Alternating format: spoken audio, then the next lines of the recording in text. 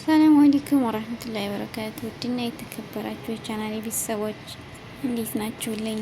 ደህና ናችሁ ወይ? ረመዳን 10 ያው ነገ 11 ልንል ነው እንግዲህ እና እንዴት ነው ከእናንተ ጋር? ከኛ ጋር አልሐምዱሊላህ ምንም አይልም።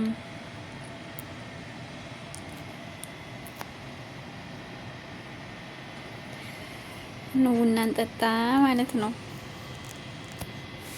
አንዲትም ወዲያት ታለችኝ እና እዚህ ማሪ ረመዳን እንዴት ነው? አልሐምዱሊላህ። ቀሎሻል ወላ ከብዶሻል? አሪፍ ነው። ይሄማ ያው 2 ወር ማድረግ አለብሽ ከወደድሽው። እሺ ይሁን።